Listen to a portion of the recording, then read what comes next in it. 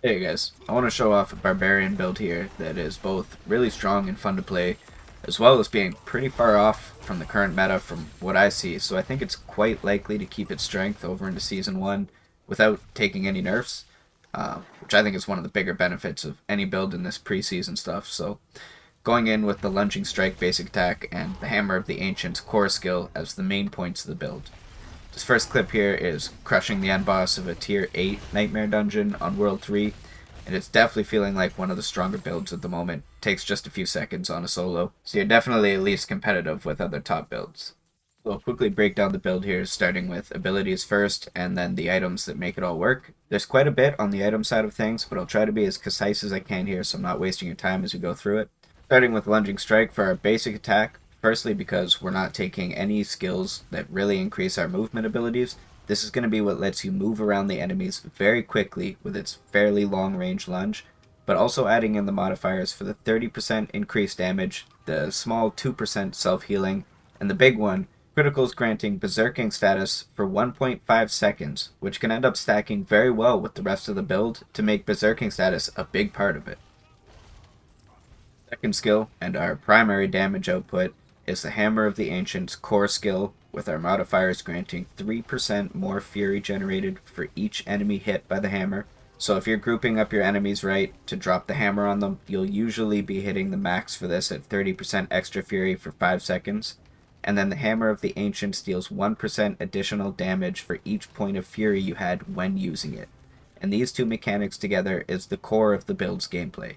Build up maximum fury, and then unleash it for the big damage bonuses. So a lot of our other points and items are going to focus on benefiting this cycle specifically. And that's the last point into any skill until the ultimates. Every other point here is allocated into passive bonuses that are going to round everything out. Starting with 3 out of 3 into Pressure Point, your core skill makes enemies vulnerable on a lucky hit up to 30%. Vulnerable status is just free, easy extra damage, and you won't always have a rogue there to proc it for you, so this is just nice to have. Next, 3 out of 3 into Endless Fury.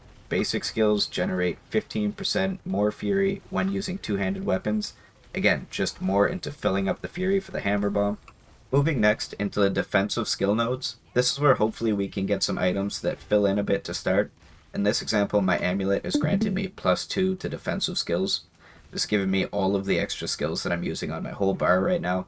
Primarily the rally and cry for the shouts, since it grants fury generation. It's also giving me challenging shout, which can be a little bit convenient for grouping everything up and getting the damage reduction, but I would prefer points into war cry instead for the damage. Those two though, war cry and challenging shout, are pretty interchangeable depending on which side of your items is a little bit lower at any given time. But the value of some of those other passives like thorns is at their highest, I think, at very, very early game. So if you can save some points and put it into those early, it's definitely a help. It's a little bit depending on what you happen to find, but this is ideal, I think, for the early game. However, if you cannot find any items at all with affixes granting defensive skills, we want at least 1 point into Rallying Cry and Iron Skin. Then for the rest of the passives, and keep in mind the order in which you allocate to them isn't really that important. You just want to build in order of whatever items you're weak in at that time.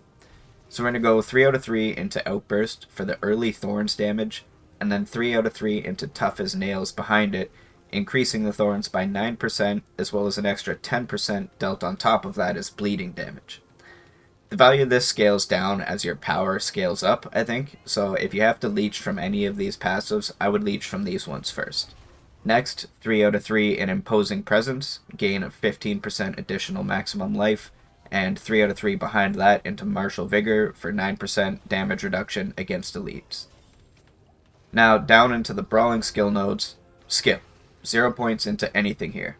Feel free to mix around passives in here if you want to. The extra movement speed can be nice if you feel like that's the main thing you're lacking in, or mix in a point for that War Cry over Rallying Cry if you don't really need the tankiness.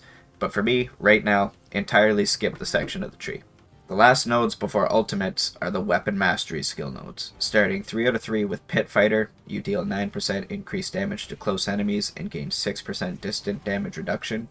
Really just here for the damage, but the extra tankiness is nice too. Next one is Thick Skin, 3 out of 3. And this one is one of the more primary passives, so don't ever swap these out. Each time you take direct damage, gain 1.1% base life as fortify, and we're going to go 3 out of 3 into both the following nodes, with counteroffensive granting 12% damage increase, while fortify is over 50%. And we'll have a lot of other fortify bonuses coming from items as well that you'll see. This is something that will always be active while fighting, so quite big for both damage and survivability, because with the defensive stance it's going to add an extra 6% damage reduction, well fortified as well. Then the last line of passives is going to come in the ultimate skill nodes, starting with 3 out of 3 on Wallop, giving bludgeoning skills 15% increased damage versus vulnerable, tying in with our pressure point passive from earlier, and then 3 out of 3 into concussion, granting bludgeoning skills a 3-second stun on lucky hit, up to 45% chance. Both of these will proc on our core and basic attacks, so this will work in combination with our ult, which also stuns and is going to keep enemies locked up quite a bit. For our choice of ultimate, that's going to be the Call of the Ancients, which has a fairly decent primary damage itself, but it also grants 10% attack speed and damage, returns huge fury through Corlix's modifier, and has 30% chance to stun from Maddox's modifier, allowing you to spam hammer drops while you've got the ult going with Rallying Cry and some other items, and this is what brings it all together. The massive fury return lets you spam the hammer skill, and this lets all of the passives proc together from it, and that's where it adds up to doing those 100k damage hits before reaching level 60. Now, on our final class key passive is where we have a fairly large choice to make, and it really comes down to what you're trying to accomplish as to which is better. We can take the Unbridled Rage passive, increasing core skills damage by 135%, while increasing the fury cost by 100%. This means we have to be a lot more picky about where we waste our fury, but it hits a hell of a lot harder when we do. So it's better for speeding through dungeons and bosses and kind of skipping most of the enemies as you go by. Or we can take the Unconstrained passive, increasing Berserk status maximum duration by 5 seconds and increase damage by 25%. This can be nice for stacking with other Berserk items and with the basic skill criticals, and it lets you use your hammer basically as much as you want without really having to worry about your fury too much. So I tend to use this if I'm just casually exploring and completing every nook and cranny of a dungeon, but overall I think the Unbridled Rage is the better skill. That wraps up the skills though, so on to the items. Starting with the helmet, it's got an aspect giving 0.4% increased armor for 4 seconds when you deal any form of damage, stacking up to 40%. Because we've got the thorns running, that counts as dealing damage, so big splashes with the hammer, as well as everything that hits you back, will very quickly add up in your fights, and this will mostly be maxed out, giving a pretty huge armor buff. It also has a plus 12 maximum fury affix on it, and since maximum fury grants more hammer damage, that's also just a 12% damage boost to the hammer. The chest, Iron Skin grants unstoppable and 16% damage reduction, and that's the main reason why I select Iron Skin over anything else or experimenting with Stomp. This will save your life so many times when you're stuck in a control status effect and can't move. This will instantly free you from any stun or effect and let you get a potion off before you die. All good affixes as well, direct damage or damage reduction, as well as poison resistance, which is probably the most annoying element with all the acid pools that are around, so just nice to stack against. We're also adding all emeralds to any armor slots that we can get to add to the thorns, so most small adds will kill themselves and you can really just focus on the larger enemies. Gloves, giving 28% attack speed. It's a pretty basic aspect, but it's very important for generating fury as fast as possible, especially in boss fights for more hammers. The affixes are decent, with lucky hit chance and critical strike chance being great to have for our passive selections. However, the dexterity is less important than strength, and I prefer damage bonuses that have 100% uptime versus being against specific effects. The pants have got on a low tier codex aspect right now, giving barrier upon damaging an elite enemy that absorbs 1k damage.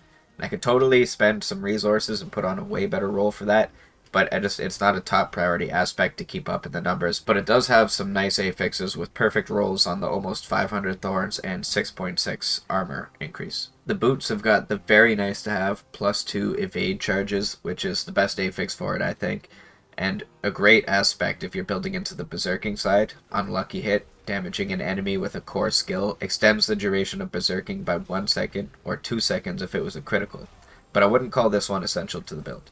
The affixes on the boots are mostly what's rolled really well.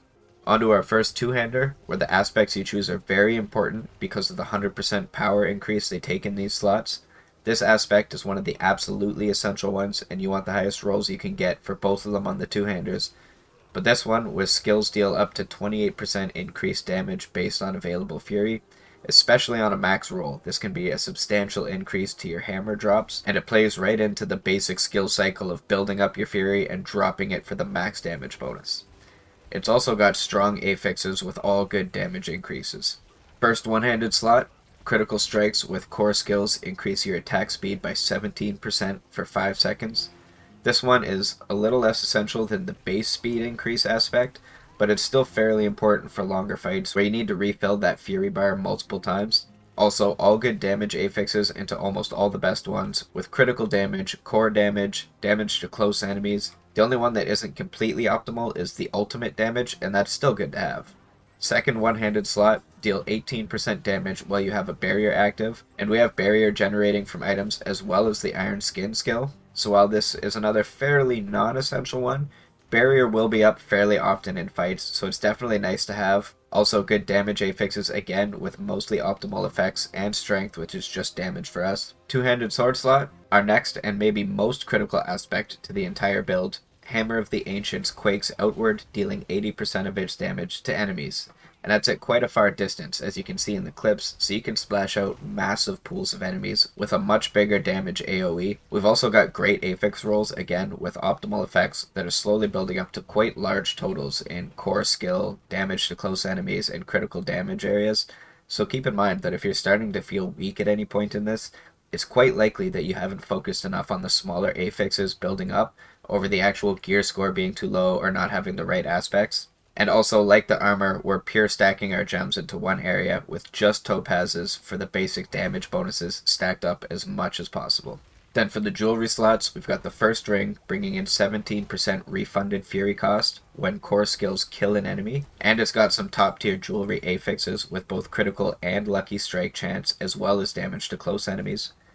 The second ring is the only unique in this build so far, with 40% refunded fury when a core skill hits 5 or more enemies, and these two rings in combination give back huge amounts of fury, especially important for the 100% increased fury cost skills, as well as bringing in more lucky hit chance. These are a huge part of what makes the hammer spammable in big fights. And now for the amulet, which is the most important of the three with its 50% power increase to aspects. This one is currently holding the magical bubble shield aspect, simply because it's not that great of an amulet, and it's kind of just like a nice lazy skill to have against the world boss or where there's a lot of ground AoE effects going on. But the optimal aspect to have here would be one of either attacking enemies with a basic skill increases the damage of your next core attack by 9% up to 30%, which on an amulet would be 13 to 45%, or each point of fury you generate while at maximum fury grants your next core skill 2% up to 30% damage, which again on an amulet would be 3 to 45%.